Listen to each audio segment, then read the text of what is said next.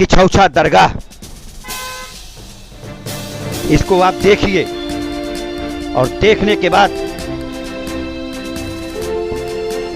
और उनकी आखिरी तामीर, जहां ये पैगंबर के रूप में माने जाते हैं, और उनका ये दरगाह लोग यहाँ देखे मनौती मानते हैं, चादर चढ़ाते हैं, लोग सजदा करने जाते हैं, अल्लाह ताला के घर दुआ मांगने जाते हैं, लोग रहमत बरसाने की मांग करते हैं और देश में अमन चैन रहे, भारत मुल्क में चैन रहे, शांति बनी रहे।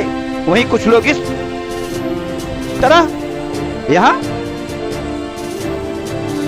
देश की खुशहाली के लिए आते हैं, अपने खुशहाली के लिए लाते हैं। और कहा यह जाता है कि रूहानी शक्तियों को अगर इस तालाब में वो व्यक्ति रूहानी शक्तियों से जो पीड़ित है तो उसकी पीड़ा अल्लाह ताला हर लेता है। और हर क्यों ना ले, जब एक चुंबकीय देवत्व कहिए या कहिए रहमत कहिए रोगियों पर, वो अल्लाह ताला का है। और ये सही है जो हमने देखा।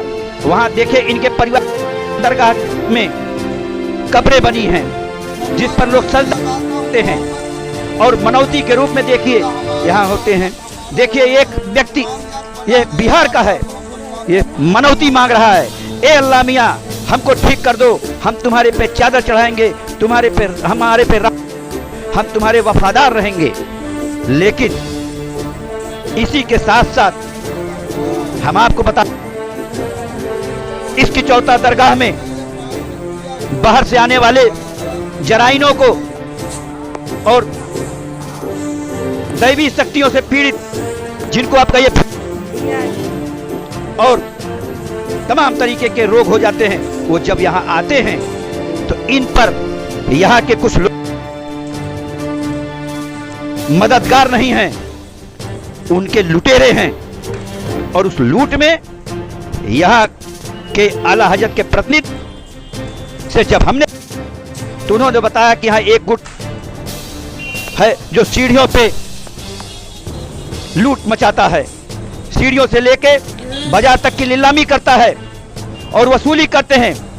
और वही दबंग हैं, और दबंग के इसमें साथी लोग हैं, जैसे अजीज अशरफ, कोई चांद भाई है उनका नाम आया, ऐसे दबंगों की चलती है।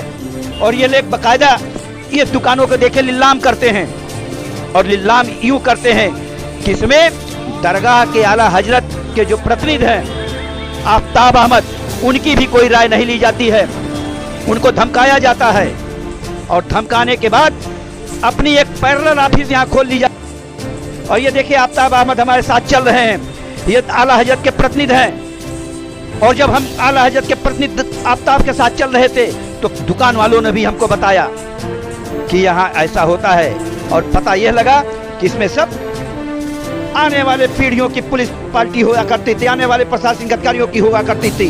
लेकिन प्रतिनिधि आफ्ताब ने बताया कि जब से यह जिलाधिकारी मिश्रा जी आए हैं तब से हम लोगों को बहुत राहत हो गई है। हम लोग जो भी प्रार्थना पत्र देते हैं उस पर बाकायदा जांच लिखते हैं और कार्रवाई करते हैं। तब से हम लोगों के ऊपर राकेश मिश्रा जिलाधिकारी अंबेडकर नकीर रहमत बरस रही है और यहाँ तब से अमन चैन है। लेकिन वहीं पर चांद मोहम्मद अशरफ, ये इनके और तमाम गुर्गे, तमाम आफ्ताब के यहाँ जो लड़के काम करते हैं, उनके ऑफिस में काम करते हैं, उनके साथ रहते हैं, उन पे भी कभी गालियों की बौछार करते हैं, कभी डंडों की बौछार करते हैं, कभी भगाने की व्यवस्था करते हैं, कभी उनको मारा पीटा जाती है। यहाँ तक कि बसखारी थाने में उनकी एफआईआर नहीं लिखी जाती। इसी का एक मामला 1/7/2020 का था। आलमपुर ताबर निवासी रसूलपुर दरगाह अशरफ की छौछा अम्बेडकर नगर का रहने वाला है, उसको इन लोगों ने मारा और उस मारने वाले में गुंडा वहां का अलीम अशरफ था। और उसने अपने निजी फोन से इन लोगों को गालियां देता है और उठवाने की धमकी देता है। एक तो वहां आता है एक गुंडा हमारे सामने आफ्ताब को ही धमकाने लगता है कि ज्यादा बोलोगे तो मेरे पास 10-15 आईएएस हैं, मैं उठवा लूंगा तुमको। अब बताइए भैया कौन से आईएएस हैं जो उठवा लेंगे? क्या आईएएस भी गुंडाई करेंगे यहाँ के इनके तरफ से? अरे आईएएस लोग आए होंगे अम्बेडकर नगर, उनको आप चद्दर चढ़ाने के लिए गए होंगे, दावतें खिलाए होंगे, इसीलिए आपके करिंदे बने होंगे। तो क्या वहाँ गोली चलाने आएंगे? वारे बेवकूफियों की जमात। पुलिस अधीक्षक साहब, मैं आपसे आगाह कर रहा हूँ, आपको बता रहा हूँ, आने वाले उर्स के दिनों में, आने वाले मेला के दिनों में इन लोगों में गोलियां भी चल सकती है, जिस पे आप निगाह रखवाइए, अपने अलाउ को टाइट करिए। आपके अलाउ वाले भी वहाँ पैसा लेते हैं इन गुंडों से, आपके अलाउ इंस्पेक्टर भी इन गुंडों से पैसा लेते हैं।